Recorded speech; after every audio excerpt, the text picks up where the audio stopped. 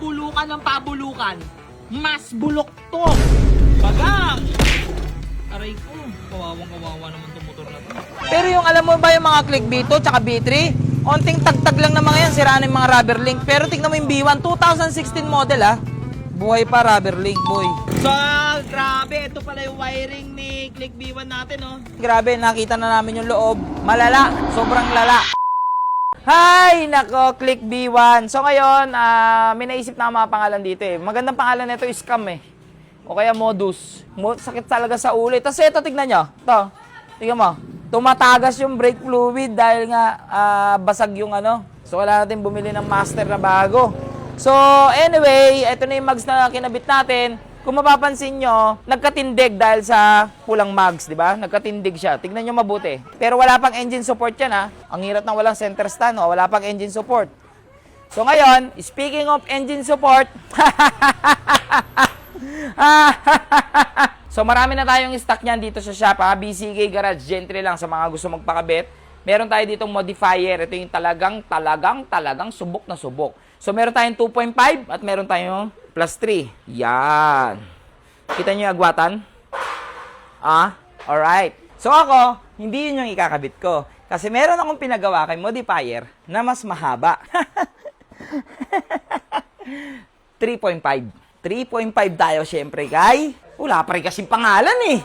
Ha? Click B1 pa rin. Okay? So, comment kayo sa baba natin dyan. Tapos pala, sa mga makakahula ng kulay, nagapapakulay ko dyan kay Click B1. Another ano na naman yun, 2K para sa Cash G. So, ito ipapakabit natin. So, ikakabit natin to dito kay Click B1. By the way, shoutout muna sa mga customer natin. Ayun, nagpapa-engine support. Yan, sila bossing, nagpapa-engine support. So, sa mga 2.5, hindi mo na kailangan magpalit ng cable. Brake cable. Pero dahil naka 3.5 tayo, magpapalit tayo ng Aerox na cable. And then, sira na rin naman to. So, dapat na talagang palitan. So, puntahan muna natin, bumili muna tayo ng mga cable. Tapos, sira na rin yung engine bushing. Ayun, umaalog, oh. Umaalog yung, eto, sira na to. Engine bushing, ayan. Kita nyo yan? Sira na, basag na. So, bibili lang tayo ng engine bushing, tsaka ng brake cable. So, pupunta tayo sa Posh. Ang init. So, yung mga ka-Lucifer natin, sa mga gusto mag-motor shop, baka makakonsider nyo itong Posh Motorcycle. Ayan, shoutout kay Bossing. Ayan, si Chip. So, yun, dito kasi napakaganda mamili ng mga need sa maintenance ng motor shop. O, kaya ngayon, nandito rin ako, kasi sabi ko nga sa inyo, bibili tayo ng Aerox cable. Dito lang ako bumibili nun. Ayan, marami kasi nandito, tignan nyo. So, dito sa shop na to, may mga gulong, shock, pintura, samurai paint, ang dami mong pwede pagpilian dito. O, di ba? Kaya sa mga gusto magtayo ng motor shop, pwede nyong i-check itong Posh Motorcycle and Accessories, ha? So, eto, nandito na tayo sa brake cable area. Yun ang kailangan natin. O, kita nyo, napakamura lang, di ba? Bibili na tayo ng medyo 5 piraso kasi maraming engine support tayo sa shop. Kailangan kasi sa mga naka plus 3, plus 3.5, plus 4, and ito na talaga gagamitin nyo, pang Aerox na talaga. Wala na kayong choice. So, yung 2.5, nagagawan pa kasi ng paraan yun eh. 2, 3, 4, 5. So, grabe. Ito pala yung wiring ni Click B1 natin, oh. Ang lala. Ano ba to, Kuya Russell? Pansit na walang sauce. Pero, ba't mo tinanggal? Wala ba tong purpose? Wala na yan. Mga busina ba to? May busina pala to, pero hindi na umandar yan, oh. Ano to, mini driving light? Mini driving light. Ano, kulang na lang dito, tomato sauce, Italian style. Yan, para masarap-sarap. Boy, ba't ba lahat ng Click B1 ganito? Kay ano? Kay Kuya Pats.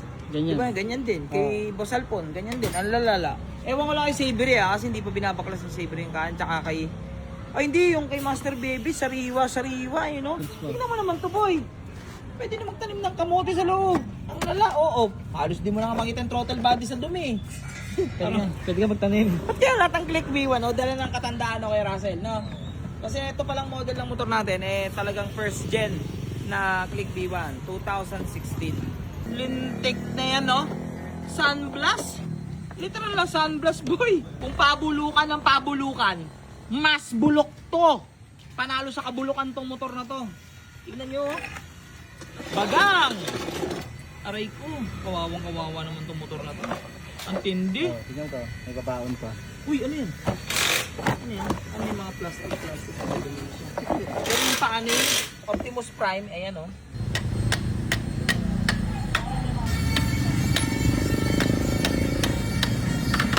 Grabe, ang lala na ng engine support nito. Kuya Rasa, pera makuha ng engine support. Pero tignan mo naman kung gaano ka-antigo ang mga Click B1 at yung tibay.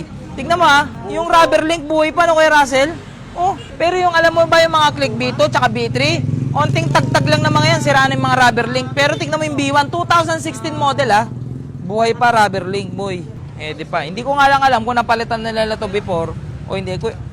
Pero tingin mo, Kuya Ras, nagpalit na before? Parang na, no, nagpalit. Pero, napahiya ako. Mali ko. My bad. My bad. Yon, ang sarap.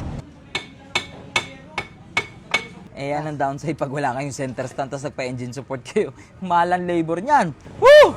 Napagod kami. Grabe, ang hirap ng walang center stand. Anyway, hindi na namin binuo yung kaha ni Click B1 dito. Okay?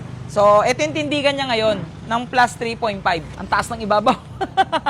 Kailangan natin ibaba yung ibabaw ngayon. Kasi naka 3.5 na tayo. Tirayin natin kung baka hindi na ito umaandar eh. It's a prank. Di nakakabit yung sensor natin. Yun. Ay! So, mukhang i-deep cleaning natin to si Click B1. Grabe, nakita na namin yung loob. Malala. Sobrang lala. Kaya mukhang deep cleaning to. Mukhang kailangan natin tong deep cleaning. Tapos, yung mga chassis, ang daming kalawang. Pero anyway, gabi na. Closing na rin kami. Tingnan mo kanina, marami pang customer. So, sobrang hirap ng ginawa namin ngayong araw. Ha? So, closing na kami. Montagean na natin to bago natin tapusin yung video.